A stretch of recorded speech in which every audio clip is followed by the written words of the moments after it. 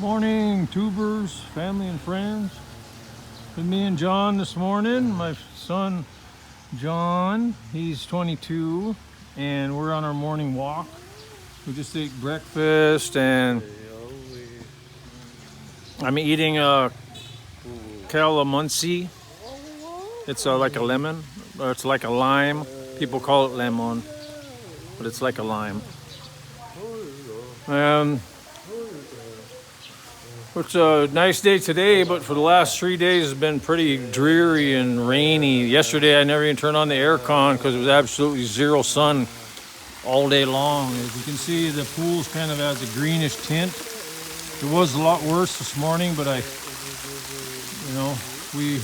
Ruel and I worked our butts off and brushed the pool and got the pump circulating and netted all the crap in the pool and put a bunch more chlorine in it. So the thing that's the worst about days where it's so rainy is it's not so much the rain that destroys the pool, it's the wind that brings in all the particles of biomatter, and then that starts to turn the pool green.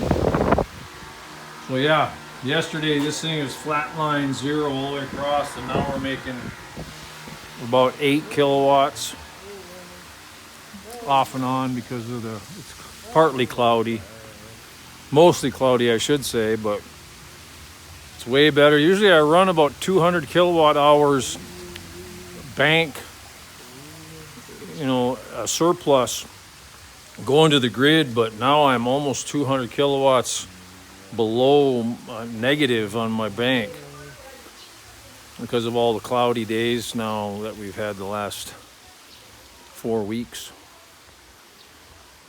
So that's just part of the game when you're in the solar business. But I'm thankful. I used it, saved my last bit of savings money to buy that solar, but you know what? I've saved so much money even since I've installed that, which has been, a year and a half now. In another year, I'll have had the entire system paid for. That's how awesome solar is here. Yeah, so it's like 2.5 to 3 years. Right in there is the payback. But now that kilowatt hours have gone down so cheap here this last 6 months, the payoff is going to be longer.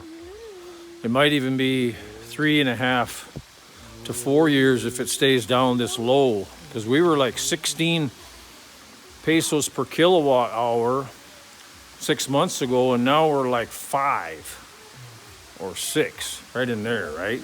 That's just crazy swings in the cost of power. It's unbelievable how cheap it got, and I don't know if that's a government subsidy or what it is, but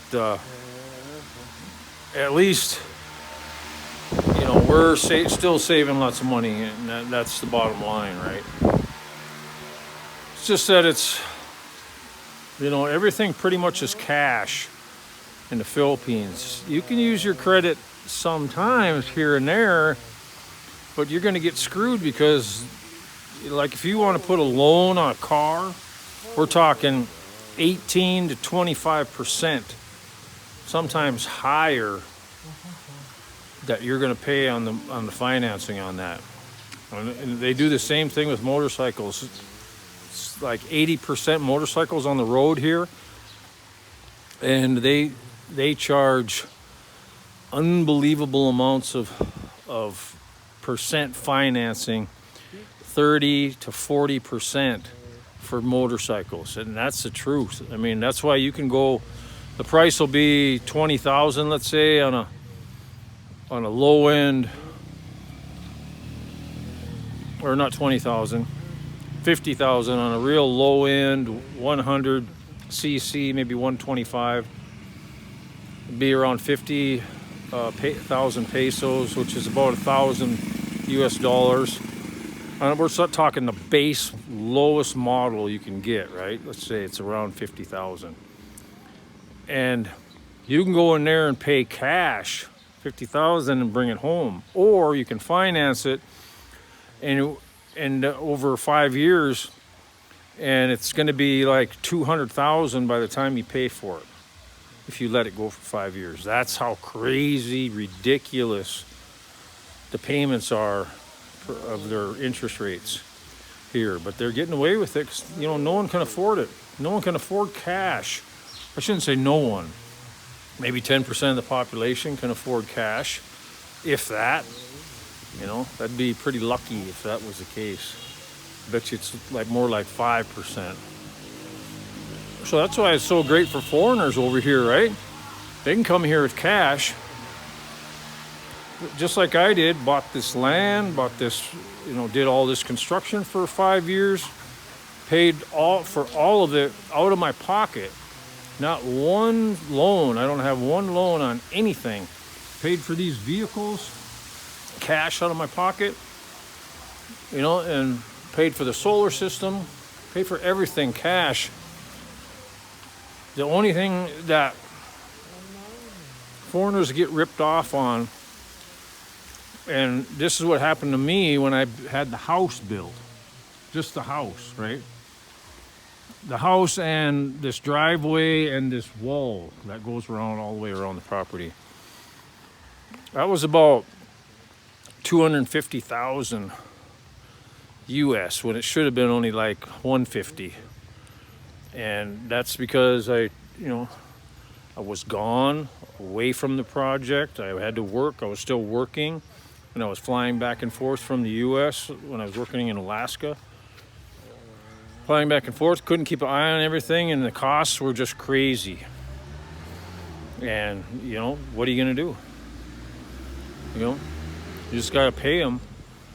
So I probably lost 100 grand higher price than if I would have stayed here and did it myself. Which that's what I did when I built this store, this carport, the pool, the tower, the chef building.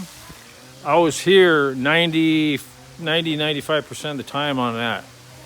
So I keep the costs down. I bought this truck mainly for hauling materials.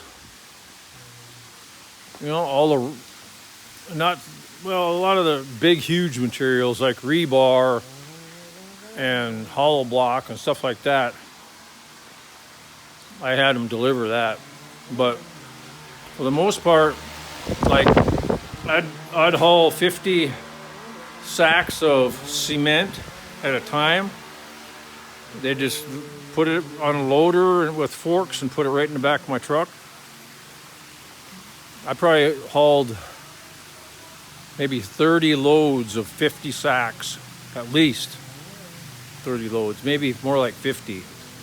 It was a lot of cement because I overbuilt on durability as far as all your stress strengths and stuff with the concrete, especially the pool. There's no hollow block in this pool. It's all solid concrete all the way around. And same thing with the tower. All the foundation base is all solid concrete. And then there's hollow block on the first two apartments for the walls. And then it's prefab, 2.5-inch thick prefab solid concrete with rebar in the middle for the walls on the upper two levels, the office and the bar. So it's really super, super strong. And it's tough to do a tower because it takes longer. Just with, all the scaffold I had to buy. I bought like close to 200,000 pesos worth of scaffold. And I used maybe half of that scaffold for the railings and stuff for all the stairways and everything. And used it for several other projects as we were getting done with using the scaffolding. So I got my use out of it. I still have a bunch of scaffold poles left there in that bottom pile right there. If you can see right there, that's a scaffold pole. And so I probably still have 100,000 in scaffolding here. I've borrowed some of it to a foreigner friend I got a couple times, and when he was doing a remodel on his building in DePolo. But it's, you know, I had to buy some tools, like a planer, hand planer, you know, and drills and grinders. I had to buy that kind of stuff here. I brought some tools, which I did use all the time, but some tools, you know, like those grinders, they'll last, you know, maybe 4 to 6 months, and then the brushes will go out on them. So they're like, I don't know, 5 to 10,000 pesos, depending on what brand, quality you buy. So there's always expenses that you don't really foresee on construction. So you always got to figure 30, and this is serious now, 30 to 50% higher than what your budgeted construction cost is, you think it's going to be.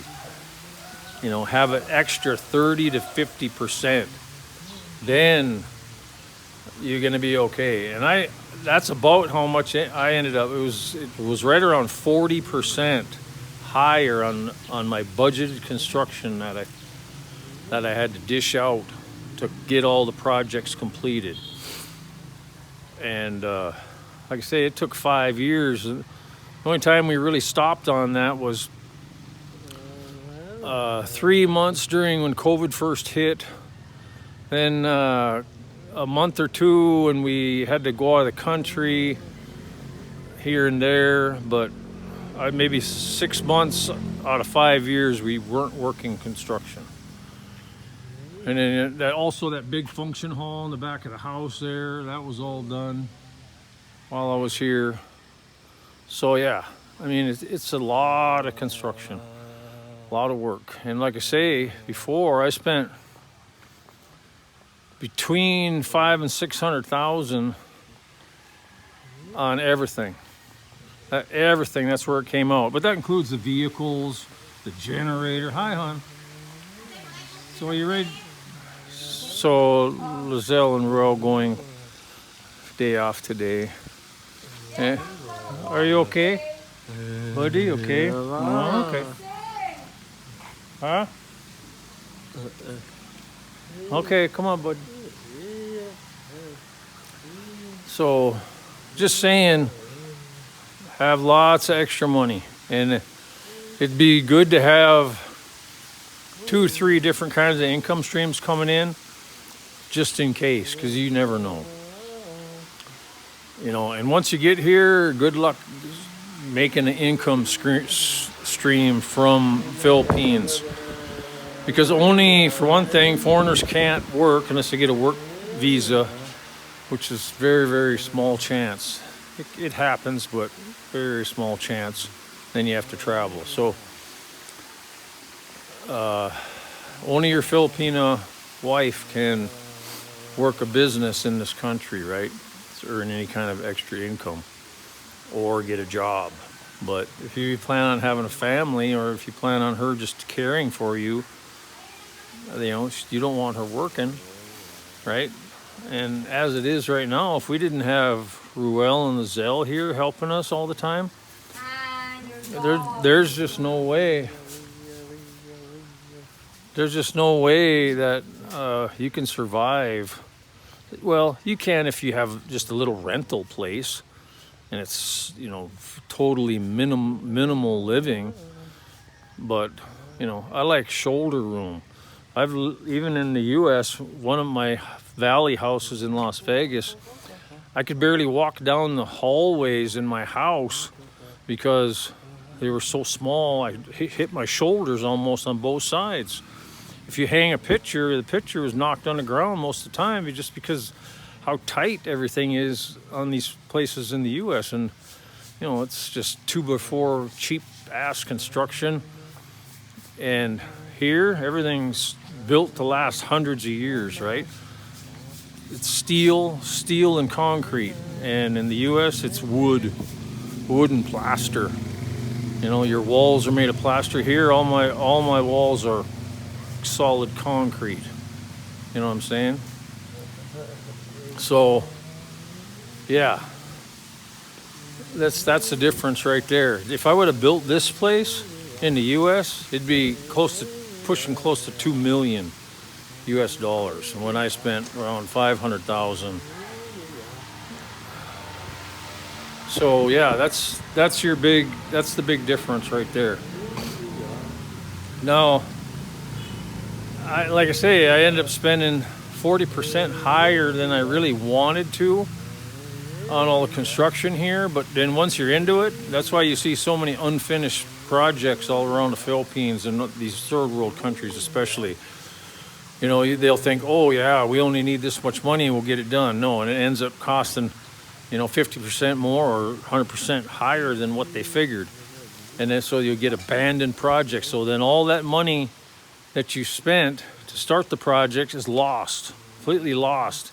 You may as well bulldoze down the place if you don't finish it. That's why once you start, you better have the funds to finish it, because there's nothing worse than just pouring tons of money into a project and then abandoning it and have a total loss. And that's what would happen if you were to start a big house project or anything like that and then wasn't able to, finish it. All that would be lost. And that's why I said, I just bit the bullet and said, well, there's no way I'm gonna, start and lose couple $100,000 because it's not finished. I want it all finished, completely finished. And that's paint. And then that's another huge, another 500,000 pesos,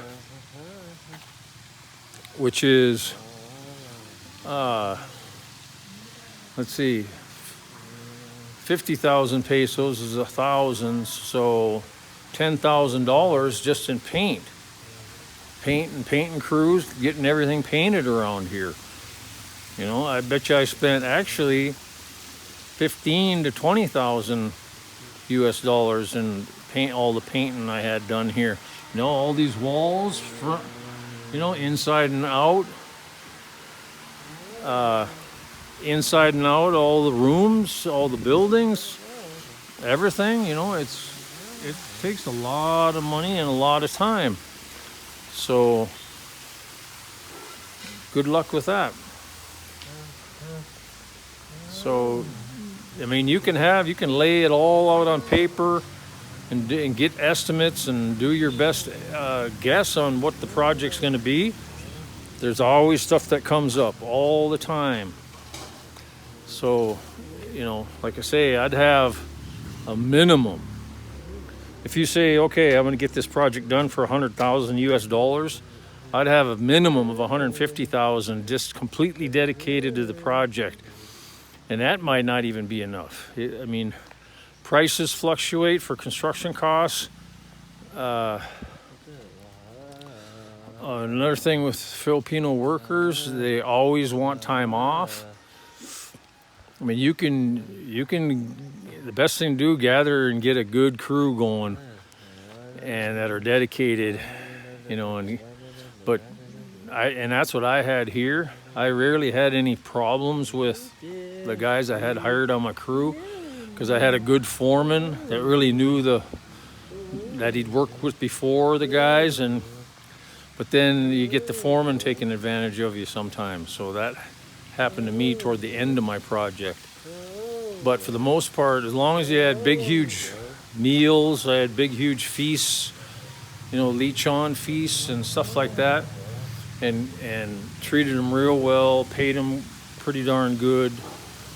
For a while there, I was even paying my foreman like 800 pesos a day.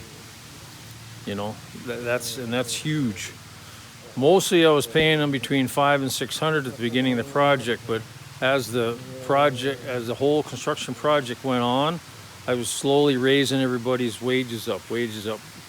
Every probably 3 to 6 months, I'd be giving them another 50 to 100 pesos bump every week, stuff like that.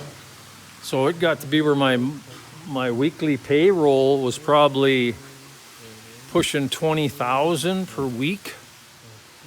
So it was 80,000 pesos per month, around there for, and then that's not including other contractors I had coming in every once in a while, like plumbers, and I'd put them on an actual contract. I'd write out the contract, and we'd agree on a price, and you know, I'd put all the stipulations in there, what, you know, you had to be all tested and stuff within a certain period of time, and blah blah blah.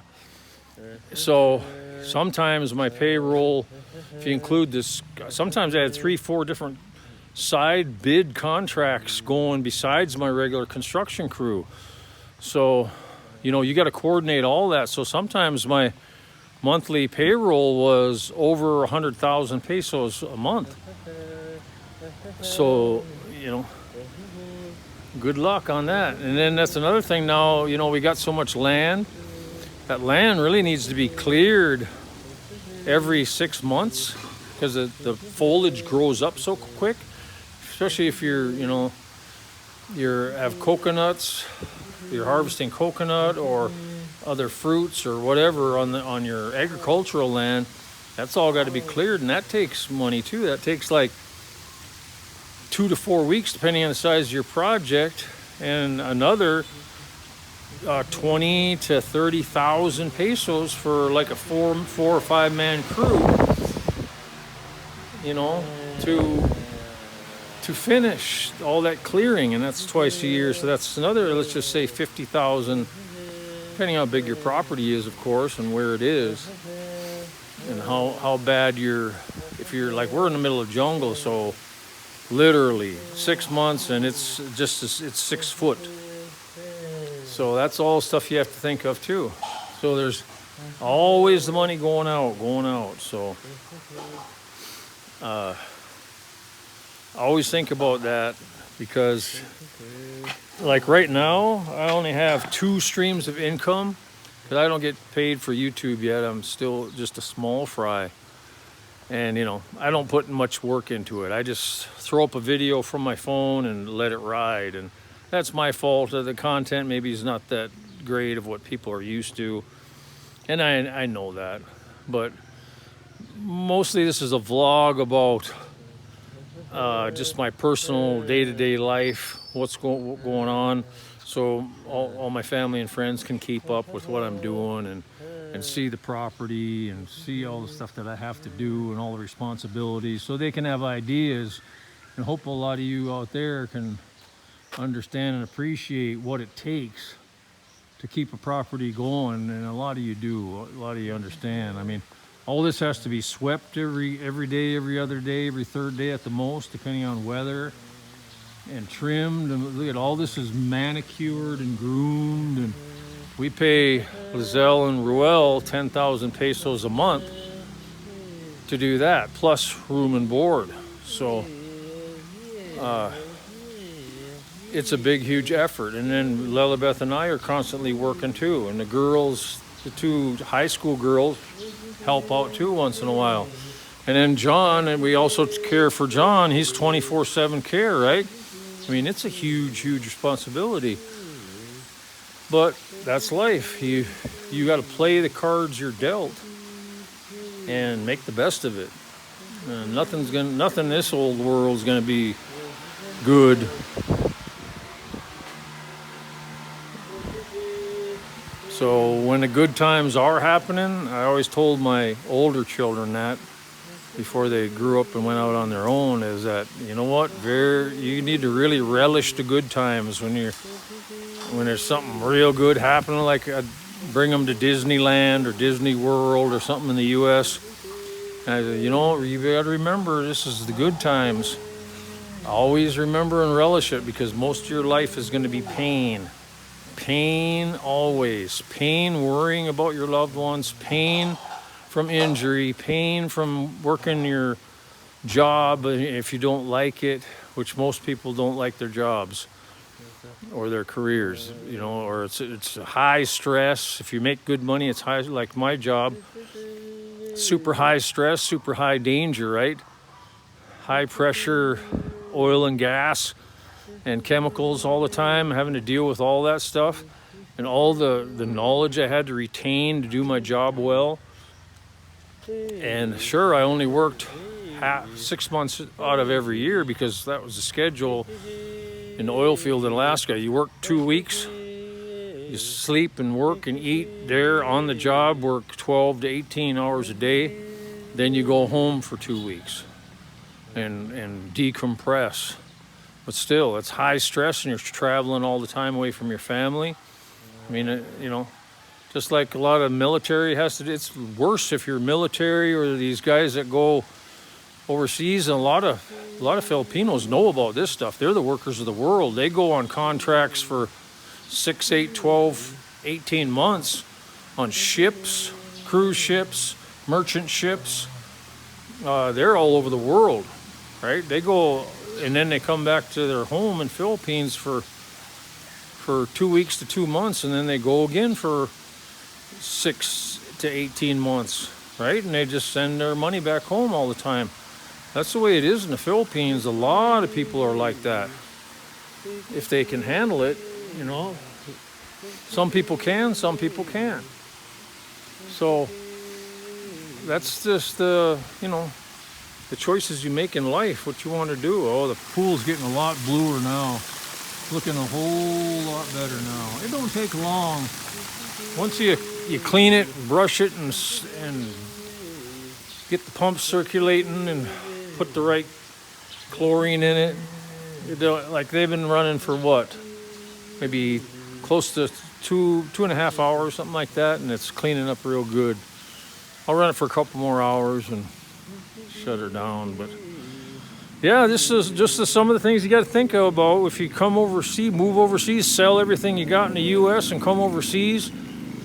I gave probably 70% of all my stuff to my youngest daughter that lost her mother. My second wife died of cancer, and I gave 60 to 70% to her, and I sold the rest. And gave her everything. And that's what you got to be prepared to do, is just sell what you can, give the rest away. You can't bring guns over here. That's another thing too. I had to give away all my guns. I gave all my guns away to my friends and relatives. So that's tens of thousands of dollars that I gave away, basically. Yep. And it's just because all what you want in this earth, in this life, with the years that you have left.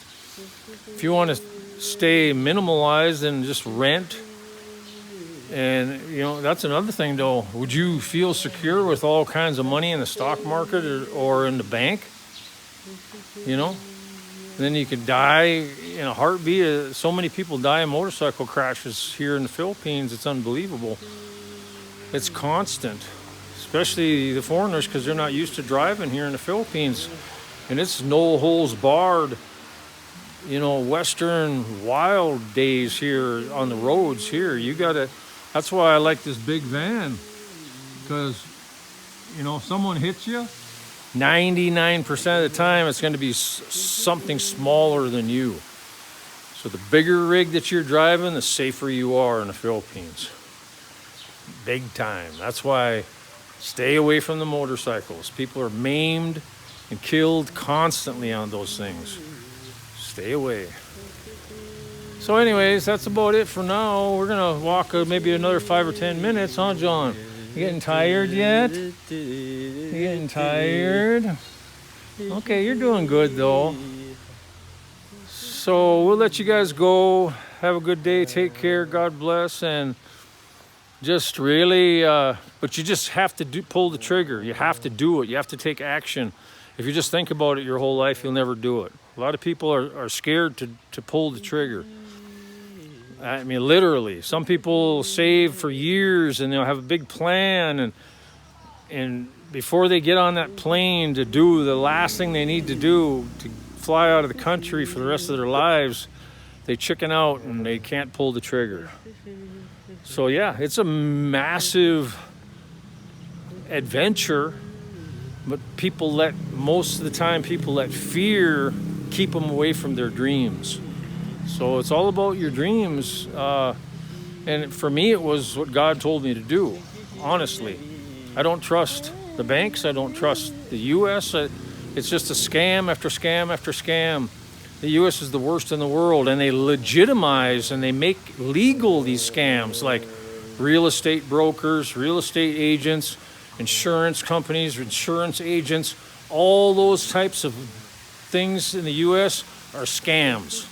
Scams to keep the common person down and keep them broke all the time. And that's the biggest scam that there is the U.S. And the whole system there deserves to fail. And it's just, the whole thing is a scam. The stock market's a scam. The whole thing is just a scam. So just don't trust no one. Only rely on yourself. Put your money away. Put it into gold, a lot of it. And, just keep your powder dry. I got, like even right now, I live in the Philippines, but there's abundance of food around me growing wild all the time, right? So, and besides that, I got like probably 5 years of freeze-dried food stocked up here also for a family of 4. So, you just do what you can to try to predict what the future holds for you and your family, and just do the best to make it and be successful. So anyways, from the Golden Palace and Tower in northwestern Mindanao in the Philippines, the most dangerous place in the world according to the U.S. State Department's website. Don't go to Mindanao. You're gonna be kidnapped or get killed. Yeah, I think you can get killed or kidnapped probably anywhere you are in the world. But so why are they, picking certain areas to warn people to stay away? Because there's something that's probably real good about that for most people, right? Probably a good place to be if they say don't go there. So keep that in mind too. Love you guys. Take care. Bye-bye.